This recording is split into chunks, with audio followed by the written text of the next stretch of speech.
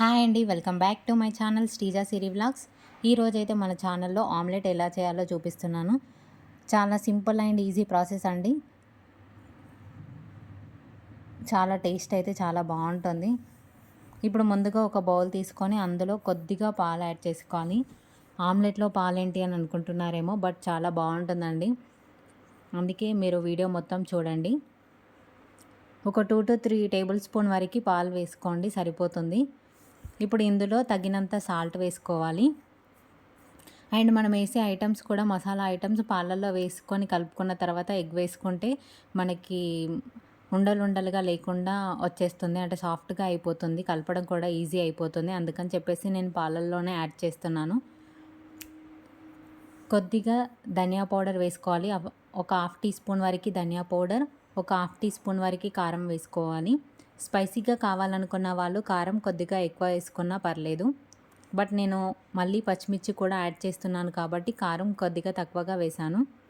And ఒక చిటికెడు పసుపు అండి, జస్ట్ లైట్గా వేసాను అంతే. ఇప్పుడు ఓన్లీ నేను 1 ఎగ్తోనే చేస్తున్నానండి.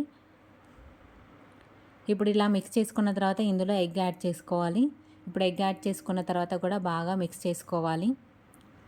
యాక్చువల్గా అయితే మనం గ్లాస్లో కలుపుకుంటే చాలా ఈవెన్గా వచ్చేస్తుందండి. అంటే మనకి కలపడం కూడా చాలా ఈజీ అయిపోతుంది.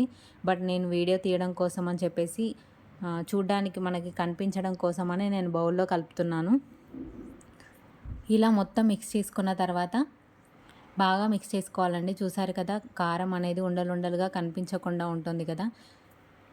ఇప్పుడు ఇందులో చిన్నగా కట్ చేసి పెట్టుకున్న ఒక పచ్చిమిర్చి వేసుకోవాలి. అండ్ చిన్నగా కట్ చేసి పెట్టుకున్న ఆనియన్స్ అండ్ క్యారెట్ ముక్కలు కూడా యాడ్ చేసుకోవాలి. క్యారెట్ తినని వాళ్ళు అయితే అవాయిడ్ చేసుకోవచ్చు, బట్ మేము తింటాము, అందుకని చెప్పేసి నేను క్యారెట్ కూడా యాడ్ చేశాను. నార్మల్గా అయితే ఇవన్నీ మనం ఆయిల్లో కొద్దిగా రోస్ట్ చేసుకున్న తర్వాత కూడా ఇందులో కలుపుకోవచ్చు, బట్ నేను అలా చేయట్లేదు, డైరెక్ట్గా ఇందులోనే కలిపేశాను. ఇప్పుడు మనం ఆమ్లెట్ ప్యాన్ తీసుకొని అందులో కొద్దిగా ఆయిల్ వేసుకొని, ఫస్ట్ వేసే ఆమ్లెట్కు కొద్దిగా ఆయిల్ ఎక్కువగా వేసుకుంటే మనకి కింద అతుక్కోకుండా వచ్చేస్తుందండి. అందుకే కొద్దిగా ఆయిల్ ఎక్కువగా వేసుకోండి.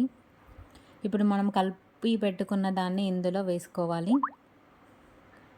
ఇలా ఈవెన్గా స్ప్రెడ్ చేసుకోండి, ఎందుకంటే మళ్ళీ మనకు తీయడం కూడా ఈజీగా అయిపోతుంది. వావ్, చూడడానికి చాలా యమ్మీగా కనిపిస్తుంది కదా. మరి ఫుల్గా పెట్టేసుకుంటే మనకు కింద మాడిపోతుందండి. మీడియం ఫ్లేమ్లో పెట్టేసుకొని ఆమ్లెట్ని మంచిగా కాలనివ్వాలి. చూసారు కదా ఎంత బాగుందో అసలు. ఇప్పుడు మనం రివర్స్ వేసిన తర్వాత కొంచెం సిమ్లో పెట్టేసుకొని ఎక్కువసేపు ఉంటే మనకు వేసిన ఆనియన్, క్యారెట్ కూడా మంచిగా ఫ్రై అవుతాయి. చూసారు కదా, వావ్ సూపర్గా ఉంది. ఇదైతే నేను ఇంకొకటి కూడా వేసానండి. నార్మల్గా వేసాను ఆమ్లెట్, అంటే ఏవి యాడ్ చేయకుండా జస్ట్ ఓన్లీ ఆనియన్ అలా యాడ్ చేసి వేసాను. ఇలా తినేవాళ్ళు ఇలా తింటారు, అలా తినేవాళ్ళు అలా తింటారు కదా, అందుకని చెప్పేసి నేను 2 రకాలుగా చేశాను. సేమ్ ఐటమ్స్ అండి, పాలు మిగతా ఐటమ్స్ అన్నీ వేసుకొని చేసుకోవచ్చు. బట్ నేను ఆనియన్, పచ్చిమిర్చి, క్యారెట్ ఇవన్నీ వేయకుండా జస్ట్ నార్మల్గా వేశాను. చాలా సింపుల్ అండ్ ఈజీ ప్రాసెస్ అండి. మీరందరూ కూడా ఒకసారి ట్రై చేయండి, టేస్ట్ మాత్రం అదిరిపోతుంది. Thank you. Please like, share and subscribe.